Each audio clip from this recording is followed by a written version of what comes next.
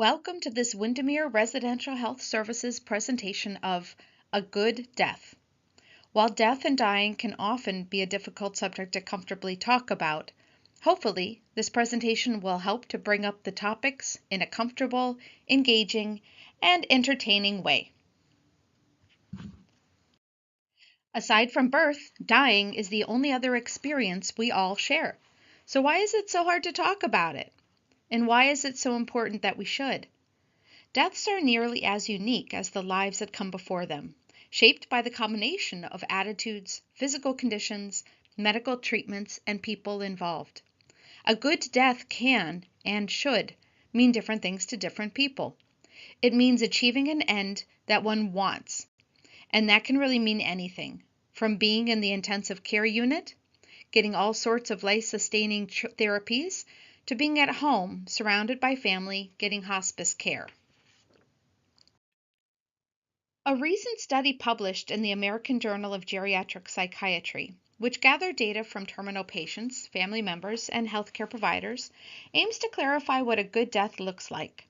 The literature review identified 11 core themes associated with dying well from 36 studies, including having control over the specific dying process, pain-free status, engagement with religion or spirituality, experiencing emotional well-being, having a sense of life completion or legacy, having a choice in treatment preferences, experiencing dignity in the dying process, having family present and saying goodbye, quality of life during the dying process, a good relationship with healthcare providers, and a miscellaneous other category, such as for cultural specifics, having pets nearby, healthcare costs, etc. In laying out the factors that tend to be associated with a peaceful dying process, this research has the potential to help us better prepare for the deaths of our loved ones and for our own. How can you achieve your goals? Not everyone has the luxury of planning for death, but those who take the time and make the effort to think about their death in advance and plan for some of the details of their final care and comfort are more apt to retain some control, and say so, in their final weeks, days, and months. Don't wait until a serious illness or crisis occurs before planning for end-of-life care.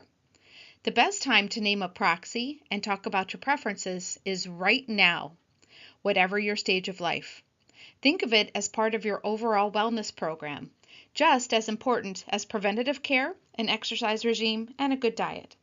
And you need to revisit the conversations periodically, since your feelings may change as you age or as your health status changes.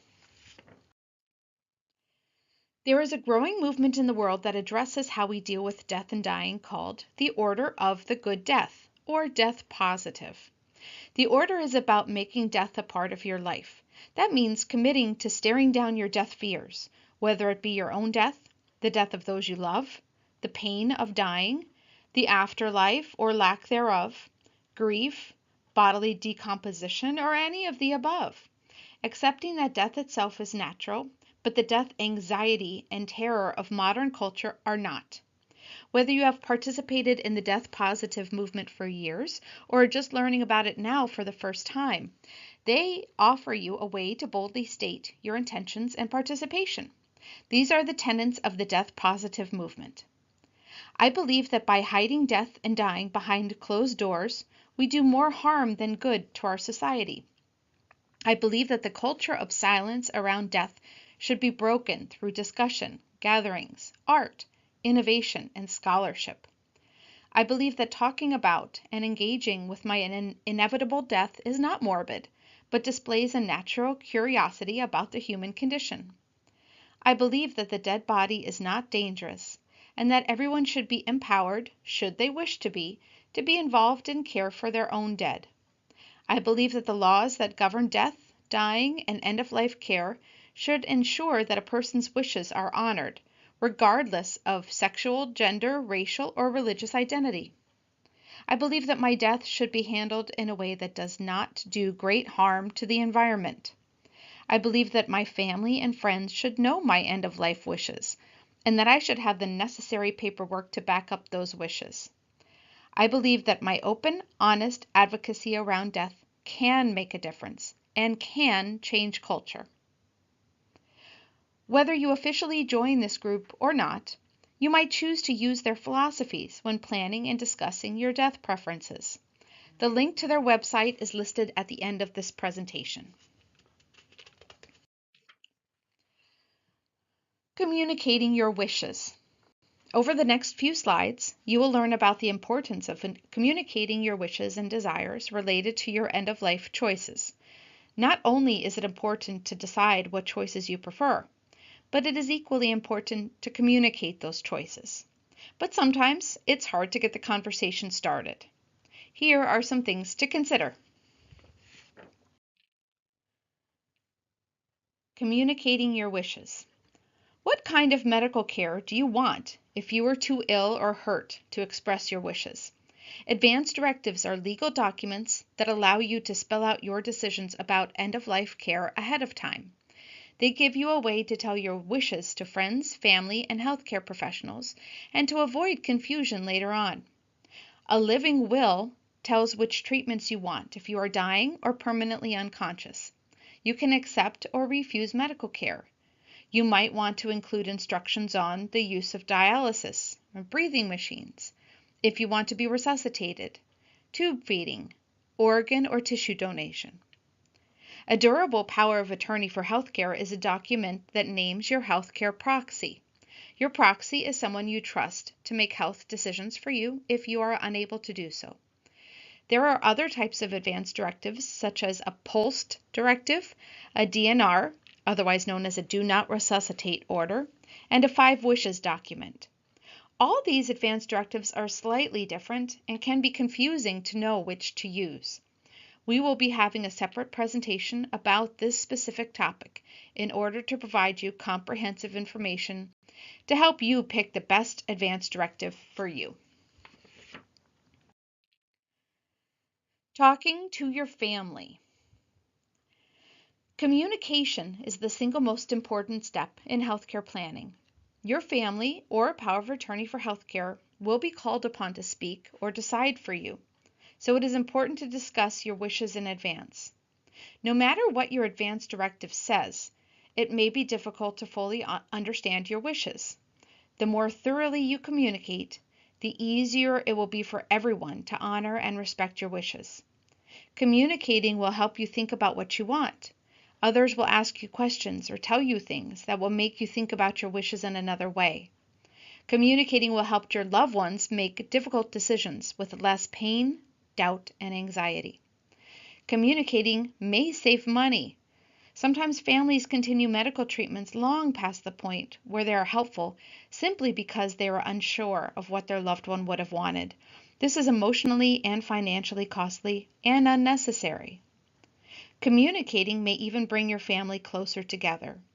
There's no right way to start, nor is there a right time to talk about your wishes. The discussion does not necessarily have to be somber and mournful. Here are some suggestions for getting started. Start with a story of someone else's experience. For example, do you remember what happened to so-and-so and what his family went through? I don't want you to have to go through that with me. That's why I want to talk about this now, while we can. Another way to do it is to blame it on your attorney. For example, Mr. Darrow, my lawyer, says that before I complete some legal documents, I need to talk over with you some plans about end-of-life medical care. You can use a letter, a tape, or a video recording as a starting point. At first, it may be easier to talk for people to hear what you have to say if you are not there. Afterwards, they may be more ready to sit down and talk with you. And remember, be firm and straightforward. Point out the possible consequences of not talking now. Ask someone to be your spokesperson. And if you are able to connect well with one family member or friend, ask this person to initiate and lead the discussion with other family members or your doctor. This may help your job of explaining, clarifying, and answering questions easier. Talking to your physician. 80% of people say that if seriously ill, they would want to talk to their doctor about end-of-life care. 7% of people report actually having had an end-of-life conversation with their doctor.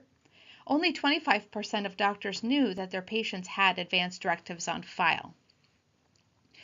Our physicians, nurse practitioners, and other medical practitioners deal with life and death decision making every day. But it is unusual for the topic of end of life to be brought up during routine visits. So why aren't doctors speaking up? The barriers to starting an end of life conversation include not enough time, a concern that the patient will think the doctor is giving up on him, and a lack of training. Medical schools have begun teaching students how to initiate end of life discussions, but that training won't bear fruit for another decade or so when today's students become full-fledged doctors. Until these conversations become the norm, patients and their families can help doctors overcome their reluctance. Start with whomever you feel the most comfortable, whether that's your primary care doctor or a specialist. Medicare recipients can call their doctor to request an advanced care planning appointment. The program allows any doctor or nurse practitioner who bills Medicare to bill for that service. If the patient doesn't already have an advance directive, then that conversation can get the process started. With that first talk down, make it your goal to eventually tell all of your doctors about your wishes. Physicians within the same health system will likely be able to share documents through electronic health records, but those in different systems generally won't. Continue the conversation in future visits and let your physician know what you want to be open about your own choices related to death and the dying process. Support options at the end of life. Everyone has a different idea about what's important at the end of life. Some people want every possible medical treatment done. Others do not want extraordinary measures. Some are worried about pain control, and others focus on being sure their family is prepared and supported. Some want traditional, solemn rites, and others want to be remembered in a joyous celebration. Some want burial, and some want cremation, and some want something more creative. The following slides contain information about a number of choices that are available to you, but for more details or additional options, please reach out to Residential Health Services. End-of-life services. What is important to me at the end of my life and after I die? Here are some things to think about.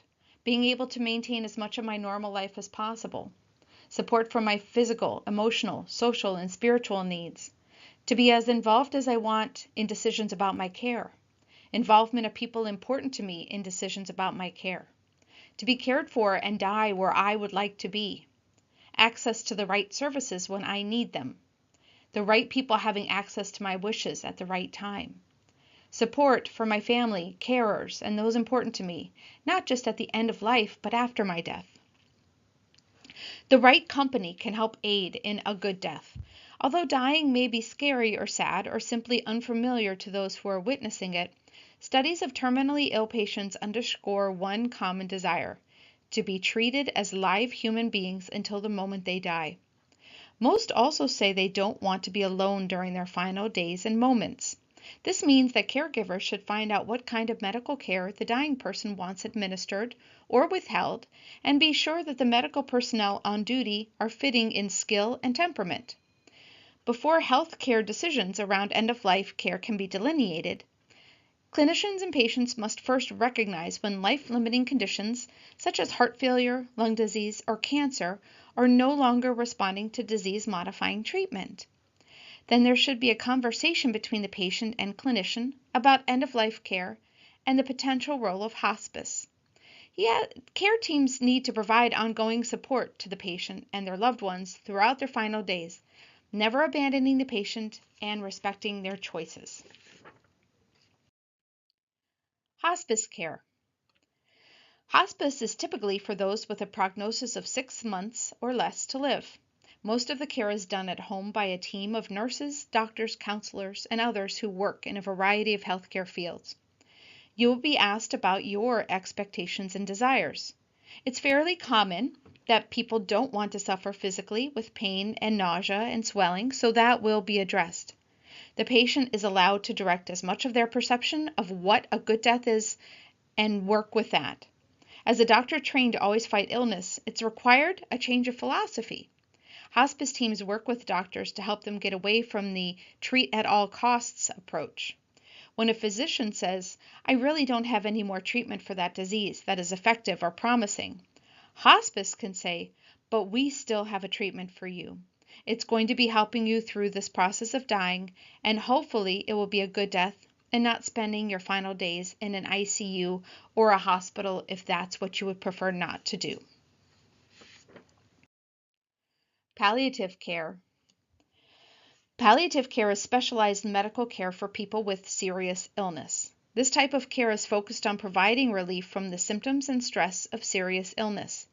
The goal is to provide quality of life for both the patient and the family. Palliative care is provided by a specially trained team of doctors, nurses, and other specialists who work together with a patient's other doctors to provide an extra layer of support. It is appropriate for any age and at any stage in a serious illness and can be provided along with curative treatment. Palliative teams specialize in treating people suffering from the symptoms and stress of serious illnesses such as cancer, congestive heart failure, COPD or emphysema, kidney disease, Alzheimer's, Parkinson's, and many more. This type of care treats pain, depression, shortness of breath, fatigue, constipation, nausea, loss of appetite, difficulty sleeping, anxiety, and any other symptoms that may be causing distress. The team will help you gain the strength to carry on with daily life. In short, palliative care will help improve your quality of life. A note for you to be aware of: every patient who is on hospice receives palliative care, but not every patient that receives palliative care is on hospice. For more information about the difference between the two, please come talk to one of the nurses at Residential Health Services. End-of-life doula. Doulas provide emotional, spiritual, and physical support at an intensely personal and crucial time. Most people are familiar with birth doulas, but a growing number of doulas provide care for end of life. They assist people in finding meaning, creating a legacy project, and planning for how the last days will unfold. Doulas also guide and support loved ones through the last days of life and ease the suffering of grief in its early stages. They know how to listen deeply, work with difficult and complex emotions, help you explore meaning and legacy, use a client-centered approach, and utilize guided imagery and ritual. Doulas will provide you respite when you need it and assist you with the basic physical care. They will also explain the signs and symptoms you will witness as they support you through the last days and then guide you through the early days of grieving. Personal emotional peace. In the end, we only regret the chances we didn't take, the relationship we were afraid to have, and the decisions we waited too long to make.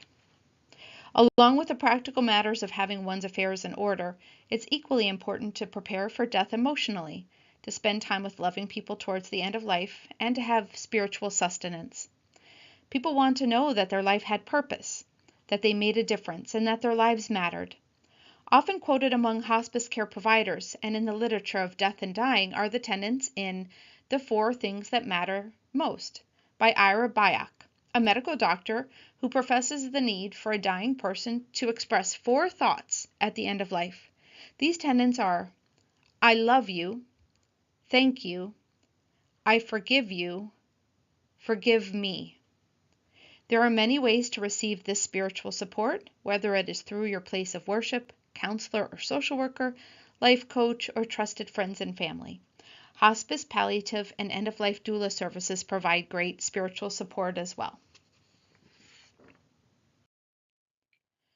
Burial versus cremation. How to decide. Cremation reduces the body to cremated remains within a matter of hours, whereas traditional burial follows the process of slow and natural decomposition. Some people respect the process of allowing the body to decompose naturally and consider cremation merely as hurrying the process, while others believe that cremation denotes reverence. Direct cremations are more cost-effective than direct burials, as they do not require embalming. Plus, you have the option of keeping the body in an alternate alternative container instead of a casket. As people nowadays live away from their family roots, cremation can provide more flexibility in terms of memorialization as compared to the method of burying in a cemetery. The cremated remains can be stored in a cremation urn and displayed on a shelf or mantle at home, or scattered. However, as cremation is an irreversible process, it is essential to make up your mind and be clear as to whether you want to go for a cremation or burial. Moreover, keep in mind that cremation is not a substitute for funeral, as the final disposition of the remains is still required. Whatever you decide, consider placing your request in writing and provide the copies of instruction to your relatives. Funeral versus end-of-life celebration.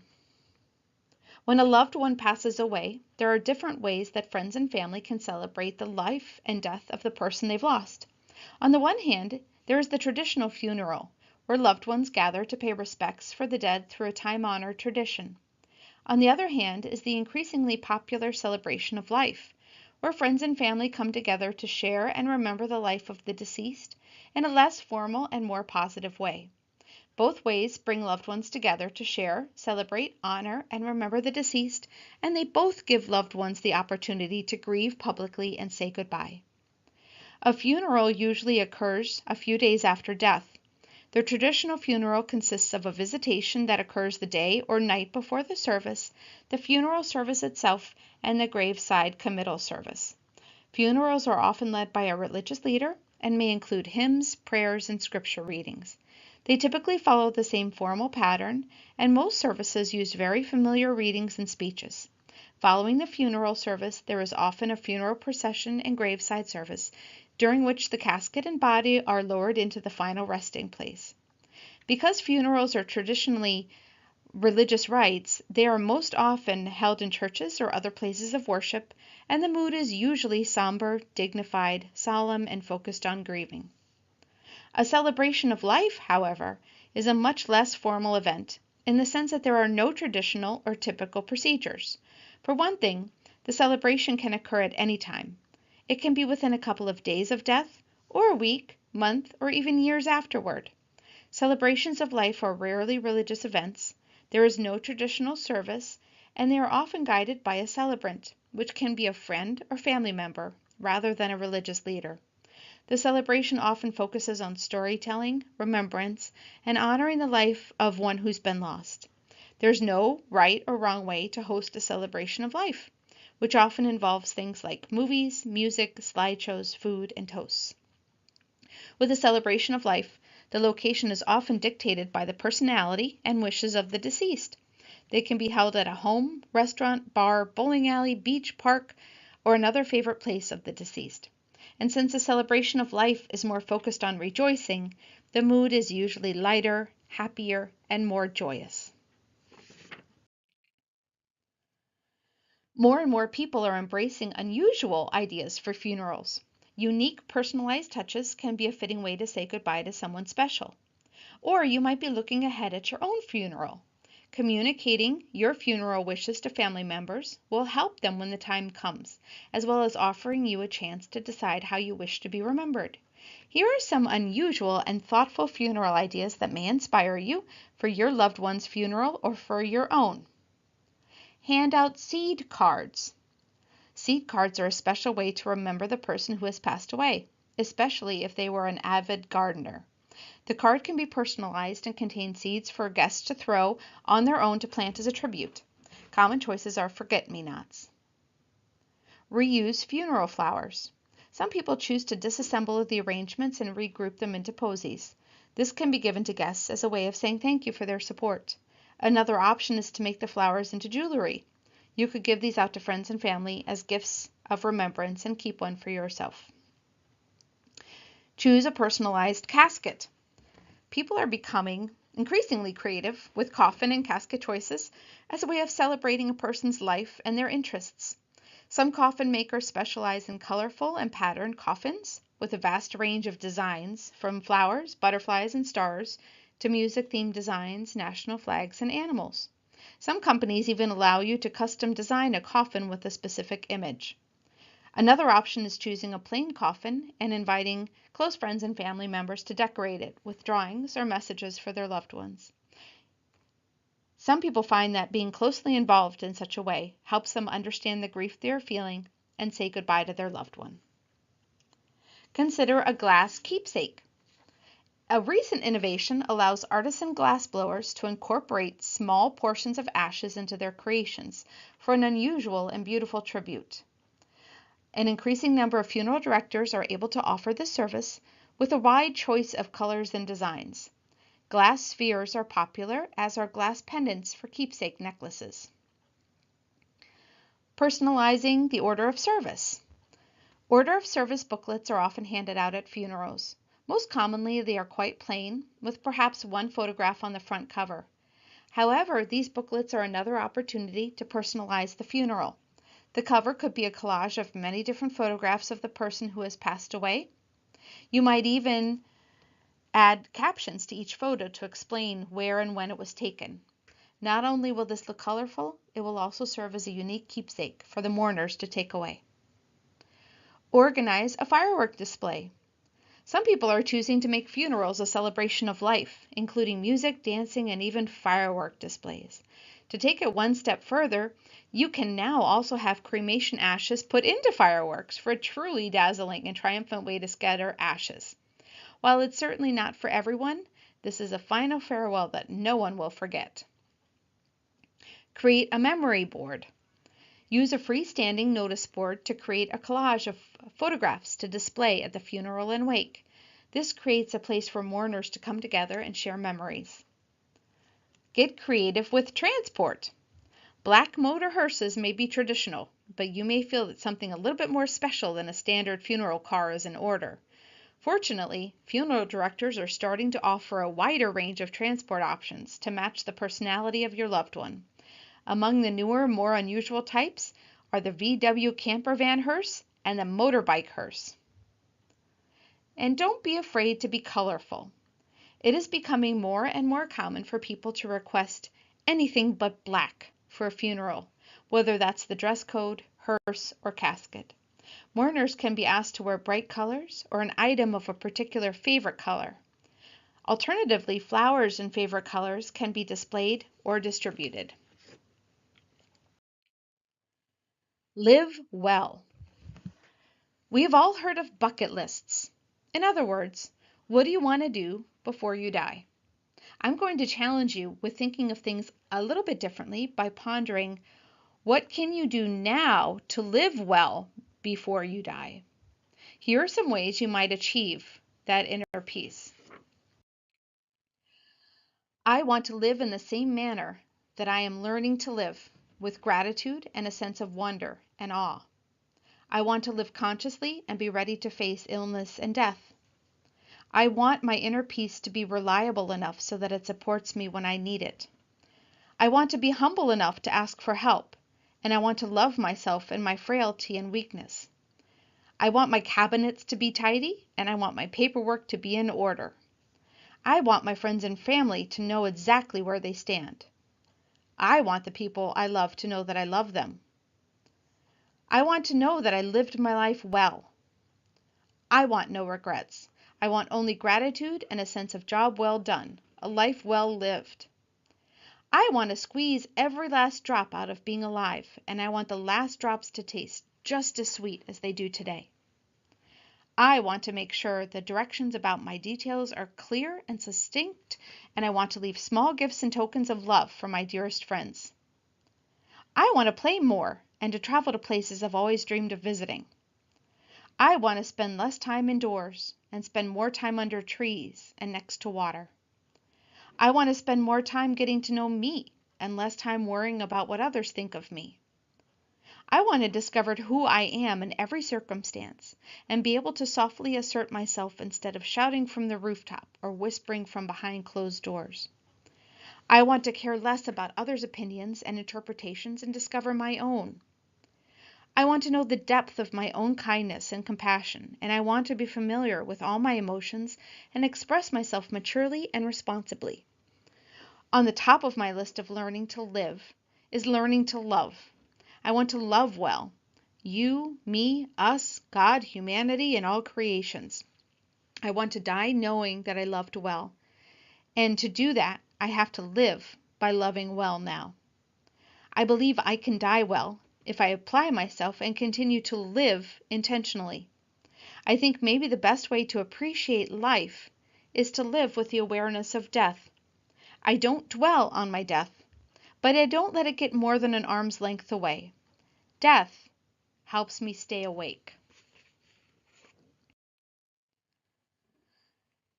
Drawing on the philosophy that to philosophize is to learn to die, the Before I Die project reimagines the ways the walls of our cities can help us grapple with death and meaning as a community today. Candy Chang created the first Before I Die wall on an abandoned house in New Orleans after the death of someone she loved. Joan was like a mother to Candy for 15 years, and there were still so many things she wanted to do. Learn to play the piano, live in France, see the Pacific Ocean. The shock of her death sent Candy into a long period of grief and depression. Her inner world didn't feel like it belonged outside at all, and looking at the messages she saw walking down the street, she noticed how much we avoided confronting death. She made a homemade stencil that said, "Before I die, I want to blank." And with help from old and new friends, she painted the side of a crumbling house in her neighborhood with chalkboard paint and stenciled it with this prompt, so that anybody walking by could pick up a piece of chalk, reflect on life and death, and share their personal aspirations in public. It was an experiment, and she didn't know what to expect. Because it was cheap to make, she thought it wasn't a big deal if it didn't work out. By the next day, the wall was filled with responses, bursting into the margins. Before I die, I want to follow my childhood dream, see my daughter graduate, abandon all insecurities, straddle the international date line, get my wife back, see my students become teachers, be okay with not understanding, hold her one more time, be completely myself. The gamut of humanity was on full display, and the wall became an honest mess of the longing, pain, joy, insecurity, gratitude, fear, and the wonder you find in every community. As she read through the responses, Candy understood her neighbors in new ways, and she was reminded that she was not alone as she tried to make sense of life. Soon this idea caught on and became a global movement where similar walls were constructed in over 4,000 cities and 75 countries that invite people to contemplate life and death and reflect upon their lives together. Each wall is created by passionate people who want to make a space in their community to restore perspective and reflect with one another. The key part of their mission is to remove the stigma of discussing death and to help eject conversations and mortality into a visual landscape that is preoccupied with instant gratification, youth, and distraction. When we become comfortable talking honestly and directly about death, we can help change the culture around it, from one that is full of death denial to one where we confront mortality in a way that is compassionately preparing us as individuals and as a community. Before I Die, Wyndemere version. What do you want to do before you die? Now is your turn to help us bring this project to Wyndemere.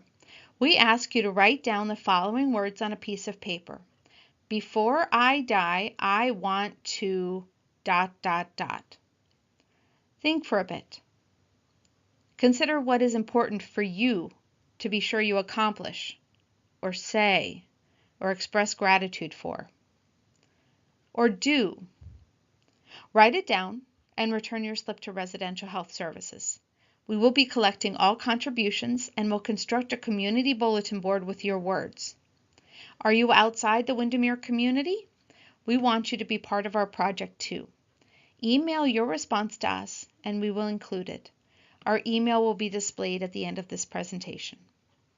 We hope that in doing this project, we will help open up discussions and reduce stigma related to death and dying. We will project the optimism and joy of being able to live deeply and fully, even while marching towards the end of life. Thank you for participating in this presentation. We hope you enjoyed learning about these topics and are always interested in getting your feedback. The remaining slides will contain resources and references that were used in making this program. Please visit those links to read entire articles and to get more information.